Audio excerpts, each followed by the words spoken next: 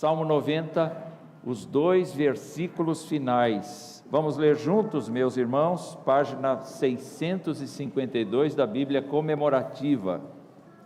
Salmo 90, versículos 16 e 17.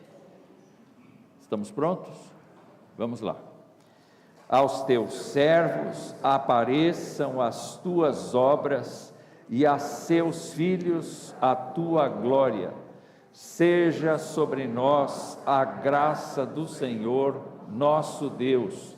Confirma sobre nós as obras das nossas mãos. Sim, confirma a obra das nossas mãos. Meus queridos irmãos, nós gostamos de ver reconhecidas os nossos feitos, as nossas obras. Nós gostamos de ser elogiados quando fazemos alguma coisa, especialmente quando fazemos bem feito. Faz parte da vida cotidiana o elogio.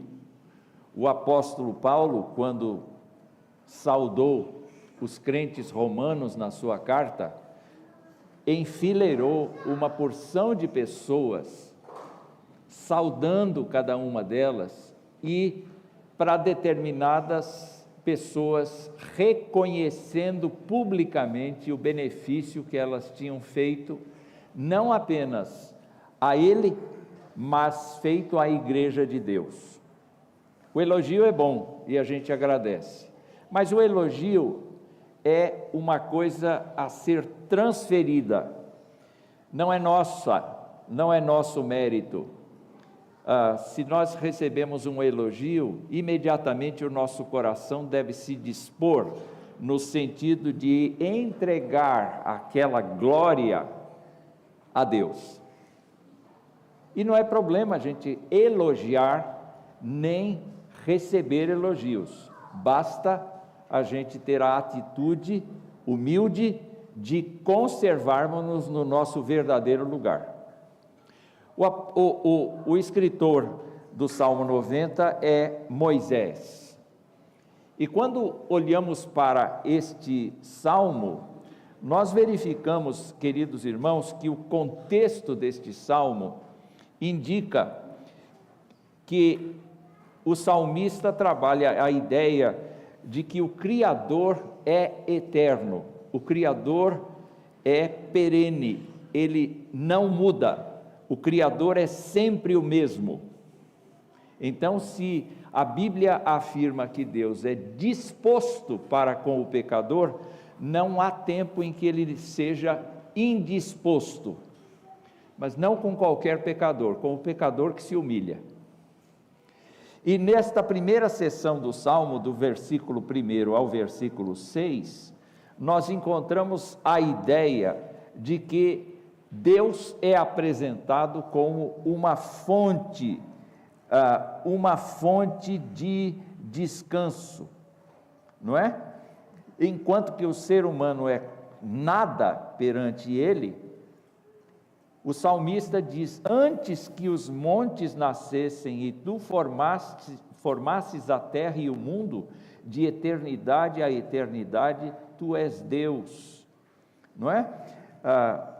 E de repente nós encontramos nessa sessão a eternidade de Deus como Criador, a eternidade de Deus como sustentador, e a nossa vida é uma vida muito breve, muito pequena, uma vida efêmera.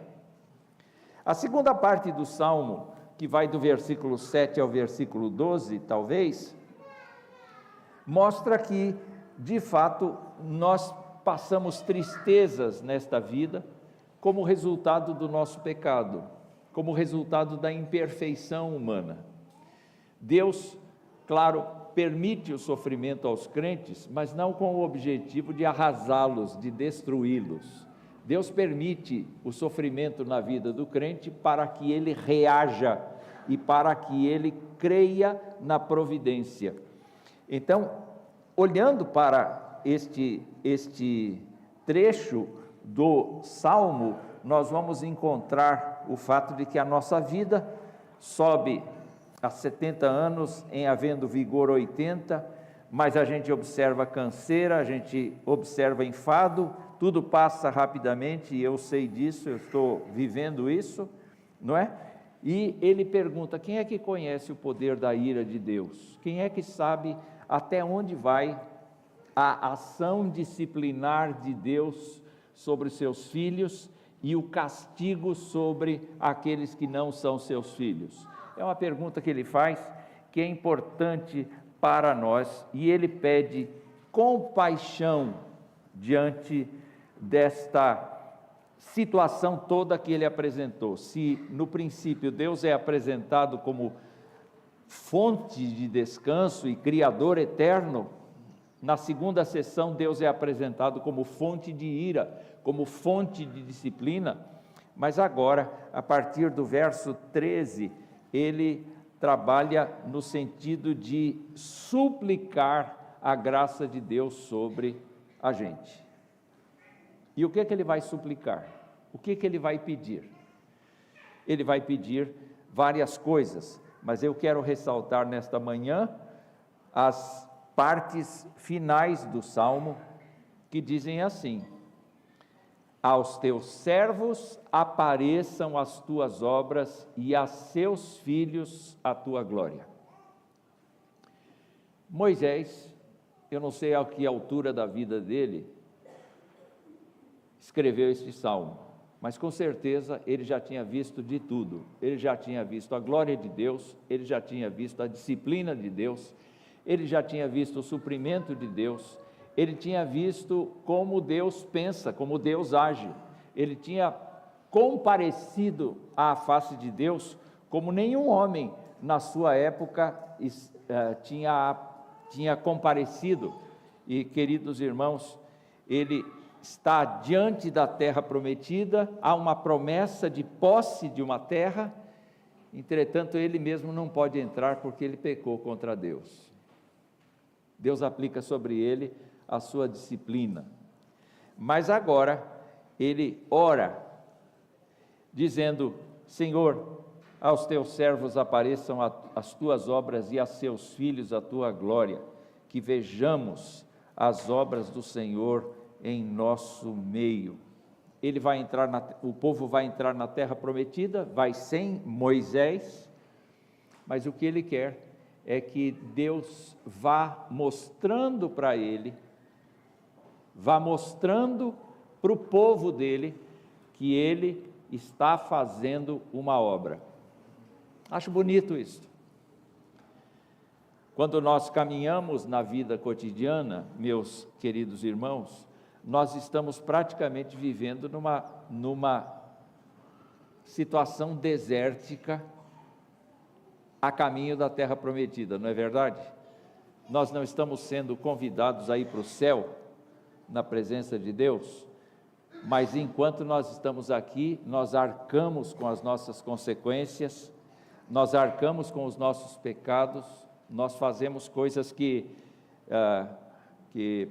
eventualmente Deus não gosta, mas a oração é que eu veja as obras do Senhor na minha vida, que eu veja aquilo que o Senhor está fazendo em mim e através de mim. Hoje nós vamos ter assembleia e nós vamos caminhar escolhendo homens que se consagrem ao diaconato. Nós vamos, depois disso, trabalhar olhando o que Deus fez em nossa igreja neste ano que passou. E nós vamos, pela fé, projetar aquilo que esperamos que Deus faça adiante de nós neste ano. Que nós vejamos as obras do Senhor em nosso meio como igreja, mas que nós vejamos as obras do Senhor na nossa vida cotidiana, que o Senhor nos mostre o caminho que Ele quer para a nossa existência. Meus irmãos, é imprescindível que o crente se lembre que ele é orientado pela graça de Deus para viver, ele não faz o que quer. A segunda coisa que vemos aqui é que ele diz: aos teus servos apareçam as tuas obras e a seus filhos a tua glória. Aí ele diz: seja sobre nós a graça do Senhor nosso Deus. Quando nós falamos de graça, o contexto do Antigo Testamento era que Deus nos dê uma terra boa, fértil, uma terra abençoada, que Deus nos dê uma qualidade de vida dentro desta terra que seja muito boa, que Deus nos dê vitória sobre os inimigos. Este seria o expediente do israelita naquele momento. Mas nós temos uma compreensão maior agora da graça de Deus. Nós sabemos que em Cristo Jesus, pessoas que estão convertidas a Jesus Cristo, vivem sob o estado da graça. Pessoas vivem sob o estado de cuidado do Senhor. Pessoas vivem sob o cuidado do perdão do Senhor. Pessoas vivem sob a proteção do Senhor. E ainda que lhes aconteça acidentes, que aconteça a própria morte, mesmo que nós morramos, por Cristo Jesus sabemos que a vida continua. Por Cristo Jesus sabemos que estamos reservados para Deus eternamente. Isto é o conjunto da graça. A graça não apenas toca em nós nesta vida presente, mas promete a sua misericórdia no futuro. E nós estamos revestidos desta graça, nós estamos perdoados em Cristo, guiados pelo Espírito Santo do Senhor, orientados pela palavra de Deus, vivendo em comunhão, vivendo em alegria do Senhor, que é a nossa força. Então, quando Moisés ora pelo povo, nós podemos aplicar para cada um de nós esta mesma oração: seja sobre nós a graça do Senhor. Senhor, queremos Tua graça, Senhor, queremos Tua misericórdia, Senhor, queremos Teu perdão, Senhor, queremos o derramamento do Teu Espírito no nosso cotidiano. Senhor, aplana o nosso caminho, ensina-nos a Tua vontade, porque nós estamos vivenciando a graça. Não existe lugar para o pecado, e quando ele invade o nosso coração, imediatamente nós temos que reprimi-lo, expulsá-lo, desejar que ele não mais venha, porque nós estamos agora sob o comando do Senhor Jesus Cristo. Bendito seja Deus. Mas Moisés vai mais adiante e ele diz: confirma sobre nós as obras das nossas mãos. Sim, confirma a obra das nossas mãos. Senhor, nós queremos que cada coisa que fizermos como povo de Israel, entrando na terra, o Senhor confirme. Eu acho interessante isso: o Senhor ratifique, o Senhor valide, o Senhor autorize. Que nós não façamos nada por nossa própria cabeça, mas que nós façamos tudo, e que o Senhor valide aquilo que nós estamos fazendo. Meus irmãos, a igreja de Deus no Novo Testamento, especialmente a nossa igreja nos tempos de hoje, é uma igreja que certamente precisa orar desse jeito.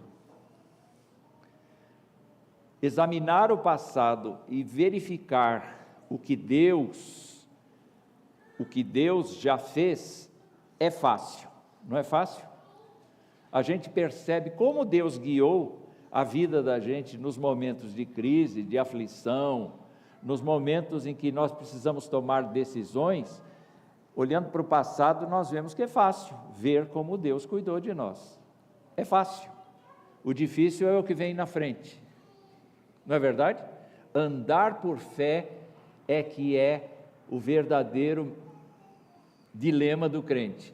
Andar por fé, andar por confiança. O que Moisés está pedindo e que nós precisamos pedir é que a cada dia a nossa fé seja colocada nos lugares certos, de maneira, queridos irmãos, que cada ato nosso o Senhor confirme. Como é bom a gente ser confirmado. Como é bom a gente saber que a gente atendeu à vontade boa, perfeita e agradável de Deus. Como é bom nós sabermos que perdoamos, sustentamos, cuidamos, fizemos a nossa parte com alegria de coração e agora que o Senhor confirme as obras das nossas mãos. É nessa hora que entra o elogio. É nessa hora que muitas vezes entra a confirmação daquilo que nós fizemos. Então, quero dizer a você, se você tem uma boa aula na sua classe de escola bíblica dominical, o seu professor foi uma pessoa, ou a sua professora, foi uma pessoa muito feliz ao explicar a Escritura, e aquilo atingiu o coração, e aquilo trouxe uma proposta nova de vida, vá até o seu docente, a sua docente, o seu professor, professora, e diga: Deus me abençoou por sua vida nesta manhã. Diga a ele, diga a ela, porque nós estamos realmente desejosos. Quando os pastores pregam neste púlpito, eu tenho absoluta certeza que eles dizem assim: Senhor, eu não sou nada para pregar tua palavra, mas eu quero pedir que o Senhor me use, que o Senhor confirme a palavra que eu estou dando ao povo como uma palavra que vem do teu coração. Não é assim que vocês oram? Não é mais ou menos assim que vocês oram? Certamente confirma sobre nós as obras das nossas mãos. Como assembleia hoje, nós vamos escolher pessoas para nos liderarem. Nós vamos assumir compromissos para este ano. Nós vamos ter uma postura em que, prezados irmãos, nós devemos certamente esperar de Deus os resultados. Mas o que nós queremos? Nós queremos que Ele confirme a obra das nossas mãos. Não é verdade? Nós queremos que Ele aceite os nossos sacrifícios de louvor. Nós queremos que Ele seja benigno para conosco. É por isso que a gente clama: Senhor, confirma sobre nós as obras das nossas mãos. Então vejamos, o Salmo nos diz isso, que nós vejamos as obras do Senhor no nosso meio. O Salmo diz que nós realmente estejamos involucrados dentro da graça do Senhor, e que a nossa vida seja pautada pela sensação e pela crença, absolutamente pela crença, que nós estamos envolvidos pela graça de Deus. Vamos pensar, meus irmãos, que cada ato nosso precisa ser um ato de sacrifício de louvor ao Senhor, tanto aqui, na casa do Senhor, como fora daqui, em qualquer parte, mas que o Senhor fale conosco, que o Senhor confirme que o que nós estamos fazendo é de fato para a sua glória, para a utilidade do povo de Deus. Se nós fizermos isso no nosso relacionamento entre crentes, fizermos isso no nosso relacionamento no seio da nossa própria família, se nós fizermos isto no seio da comunidade que nós estamos repartidos, certamente nós vamos ser sal que tempera e luz que ilumina. Nós vamos estar imitando Jesus Cristo, que andou fazendo o bem na terra. Nós estaremos envolvidos e comprometidos com um evangelho que supera a forma de vida dos demais habitantes do planeta, mas principalmente nós estaremos glorificando a Deus. E eu queria então desejar que Deus nos abençoe, que Deus nos fortaleça, Que Deus nos sustente, que nós vejamos as obras do Senhor, que a graça do Senhor esteja sobre nós o tempo todo e que, irmãos, as nossas obras sejam confirmadas.